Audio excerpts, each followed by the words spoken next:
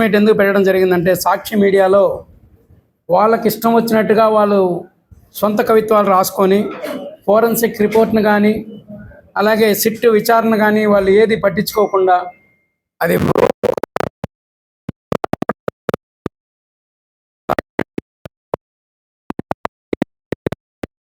కానీ సోకాల్డ్ లీడర్ల వైసీపీలో ఉన్న వాళ్ళందరికీ కూడా దేవుడి మీద భక్తి అంటే లేదు. ఎవరికి కూడా they are belongs to Jerusalem. అందరూ కూడా జెరూసలేం భక్తులు. కాబట్టి ఇక్కడ మీరు చూస్తే ఈరోజు తిరుచానూరులో ఇప్పుడు మన కార్తీక బ్రహ్మోత్సవాలు జరుగుతాయి. ఈరోజు లైట్స్ ఎలా డెకరేట్ చేయబడినాయి, లాస్ట్ టైం ఎలా డెకరేట్ చేయాలి మీరు ఒకసారి వేరీ చేసుకోవచ్చు. అంటే ఈ గవర్నమెంట్ ఉంటే ఏ సాంప్రదాయాన్ని, అంటే క్రిస్టియన్స్ ఉంటే క్రిస్టియన్ అలాగే చేసుకోమంటుంది, హిందువులు ఉంటే హిందువులని, ముస్లిం ఉంటే ముస్లింని, ఎవరు పాటించే పద్ధతి వాళ్ళు పాటించుకోమంటారు. ఎవరిని డిగ్రేడ్ చేసే పరిస్థితికి చంద్రబాబు నాయుడు గారు రారు. అన్ని మతాలను గౌరవిస్తారు చంద్రబాబు నాయుడు గారు. ఈ ఒకే మాట, 700 రూపాయలు అమ్మే నెయ్యి 400 రూపాయలకు సప్లై చేస్తానంటే మీరు ఎలా ఒప్పుకున్నారు కదా? మీరు 400లో మీకు కూడా కమిషన్ ఇవ్వాలా, పోతే ఇంకెంత మిగులుతుంది అక్కడ? ఈ కమిషన్ పోను 300కి సప్లై చేసినాడా, 250కి సప్లై చేసినాడా?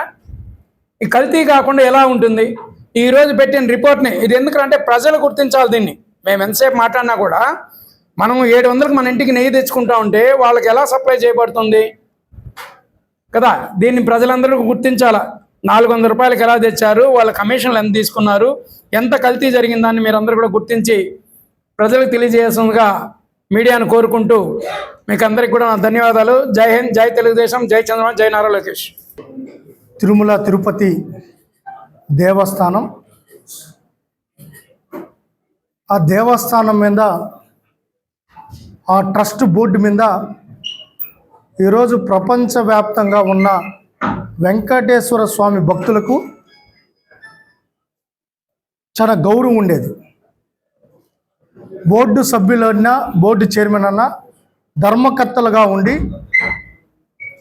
స్వామివారి పవిత్రతను, స్వామివారి కైంకర్యాలను, స్వామివారి భక్తుల మనోభావాలను గౌరవిస్తూ తదనుగుణంగా ఆ బోర్డు నిర్ణయాలు తీసుకొని స్వామివారి పవిత్రతను, ఆయన యొక్క ఏదైతే మనం కొలుస్తున్నామో దశ దిశలో వ్యాపింపజేయడానికి వేస్తున్న బోర్డులు అవి. బాధాకరమైన విషయం ఏంటంటే, ఈరోజు ఇక్కడ ఉన్న వాళ్ళందరూ కూడా స్వామివారి భక్తులు. తిరుపతిలోనే పుట్టాం, ఈ జిల్లాలో పుట్టాం, స్వామివారి పాదాల చెంత పెరిగాం.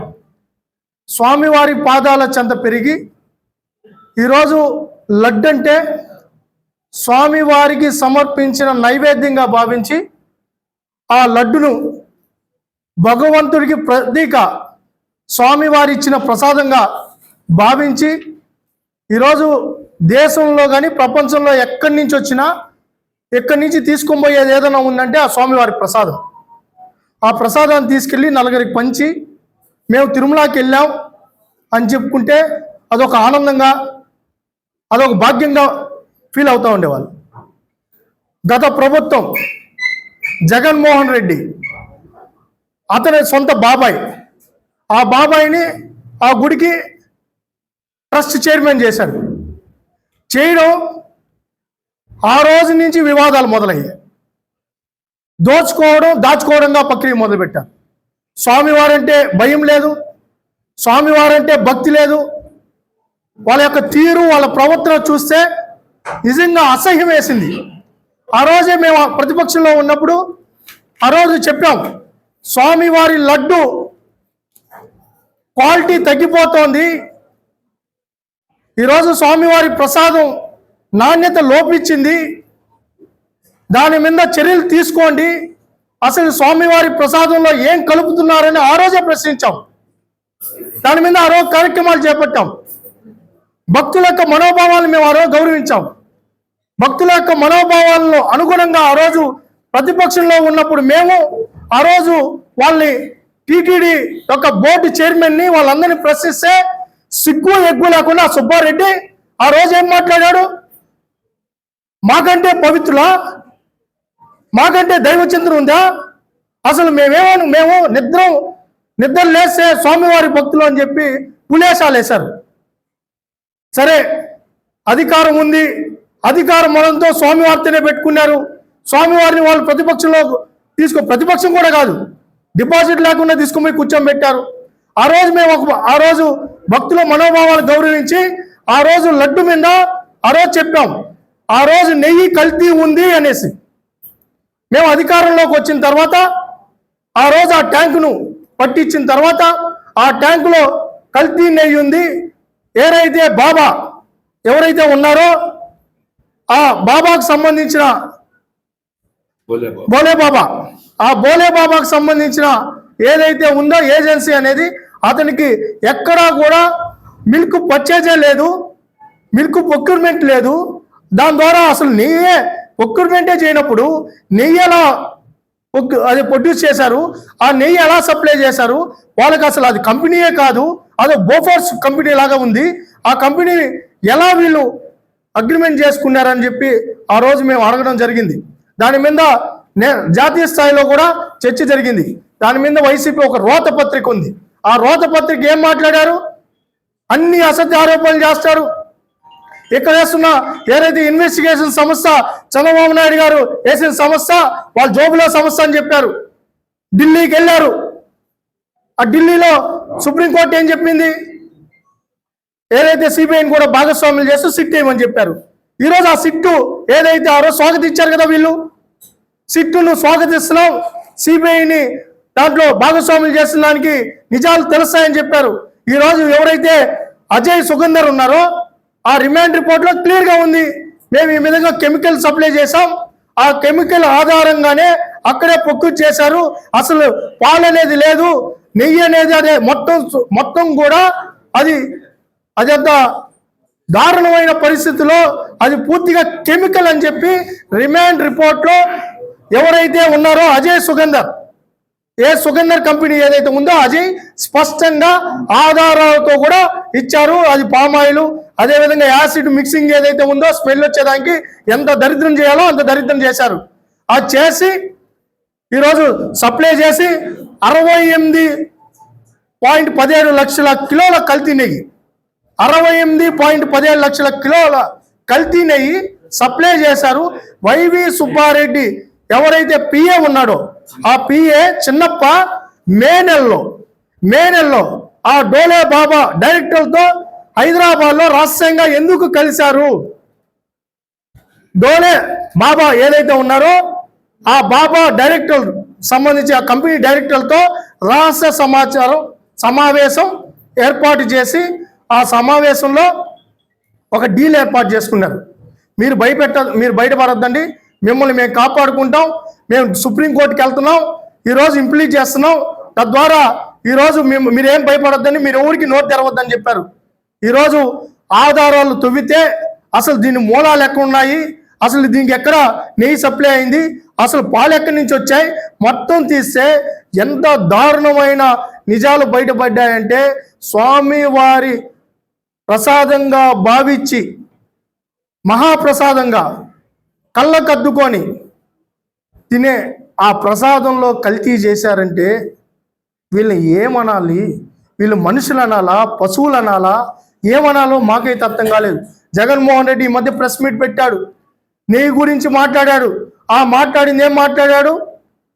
చంద్రబాబు నాయుడు గారికి బుద్ధి లేదా, సిగ్గు లేదు, ఏదంటే అది మాట్లాడుతున్నాడు, స్వామివారితో పెట్టుకుంటున్నారు, అసలు కల్తీ నెయ్యి అనేది జరగలేదని చెప్పి ఆయనకు వచ్చిన ఆ భాష ఏదైతే సగం తెలుగు, సగం ఇంగ్లీషు, మలయాళం, కన్నడం అర్థం కాక ఆయన మాట్లాడిన మాట ఈరోజు అన్ని సోషల్ మీడియాలో అవుతా ఉంది, వైరల్ అవుతా ఉంది. ఆయన ఏం చెప్పారు? అసలు కల్తీ ఏ జరగలేదన్నారు. ఇప్పుడు ఈరోజు అజయ్ సుగంధర్ ఏదైతే కెమికల్స్ ఉన్నాయో అతను రిమాండ్ రిపోర్ట్లో స్పష్టంగా చెప్పారు. దీని మీద జగన్మోహన్ రెడ్డి వెంటనే స్పందించాలి. ఈరోజు జగన్మోహన్ రెడ్డి స్పందించాలి. ఇక్కడ కరుణాకర్ రెడ్డి ఉన్నాడు, మాజీ టీటీడీ చైర్మన్, నిద్రలేసి పబ్లిసిటీ కోసం టీటీడీని వాడుకుంటున్నారు. ఎవరైతే ఆ కరుణాకర్ రెడ్డి ఉన్నాడో, కరుణాకర్ రెడ్డి ఈరోజు ప్రెస్ మీట్ పెట్టు, నీకు దమ్ముంటే ప్రెస్ మీట్ పెట్టు, అజయ్ ఎవరో మాకు తెలియదని చెప్పు. వైవి సుబ్బారెడ్డి 13వ తేదీ వస్తున్నాడు విచారణకి. ఈరోజు ఆ 13 వచ్చే విచారణలో అజయ్ అనేవాడు నాకు తెలియదని చెప్పండి, బోలే బాబా ఎవరో తెలియదని చెప్పండి. ఆ ఆధారాలతో కూడా ఈరోజు సేకరించారు. ఈరోజు ఒక పక్క కరుణాకర్ రెడ్డి ఏమో ఆ పరకామణి దాంట్లో తగులుకుంటాడు, ఈ వైవి సుబ్బారెడ్డి ఏమో నెయ్యి దాంట్లో తగులుకుంటారు. ఈ మూలాలన్నీ ఎక్కడున్నాయంటే తాడేపల్లి కొంపలో ఉన్నాయి. దీని డీల్స్ అన్ని చేసింది జగన్మోహన్ రెడ్డి. ఈరోజు దీంట్లో ప్రతి షేరు, దీంట్లో జరిగిన ఏదైతే 300 కుంభకోణం ఉందో, 300 కోట్ల కుంభకోణం, ఆ 300 కోట్ల కుంభకోణంలో జగన్మోహన్ రెడ్డి వాటా ఎంతో చెప్పాలి, వైవి సుబ్బారెడ్డి వాటా ఎంతో చెప్పాలి, కరుణాకర్ రెడ్డి వాటా ఎంతో చెప్పాలి. ఇక్కడ పెద్దిరెడ్డి రామచంద్రారెడ్డి కూడా ఆ రోజు పెద్ద పెద్ద మాటలు మాట్లాడాడు. ఏం మాట్లాడాడు? అసలు జరగని కల్తీ గురించి, కల్తీ నెయ్యి అని మాట్లాడుతున్నారు. చంద్రబాబు గారికి అసలు మనసుందా అని మాట్లాడారే పెద్దిరెడ్డి రామచంద్రారెడ్డి. ఈరోజు మాట్లాడవయ్యా, నువ్వు స్పందించు, ఈరోజు స్పందించాలి నువ్వు. ఈరోజు మీ హయాంలో ఢిల్లీలో చక్రం తిప్పిన ఆ అర్హత లేని ఒక ఆఫీసర్ని తీసుకొని వచ్చి మొత్తం కొండని దారాదత్తం చేశావు కదా. ఎవరైతే ఉన్నారో ఆ అధికారి ఈరోజు విచారణలో ఉన్నారు. తెల్లారితో లేసి అక్కడే ఉన్నారు, సిట్ దగ్గర ఉన్నారు, నీళ్లు తాగుతా కూర్చోన్నాడు, నోరు తెరవడం లేదు, మినకరిస్తున్నారు. ఇంక దొరికిపోయినామని తెలుసుకున్నారు. ఆ ధర్మారెడ్డి గారు కూడా అరెస్ట్ కావడం తథ్యం. స్వామి వారితో పెట్టుకున్న ఎవరిని వదిలిపెట్టదు ఈ కూటమి ప్రభుత్వం. ఇది భక్తుల మనోభావాలకు సంబంధించిన విషయం.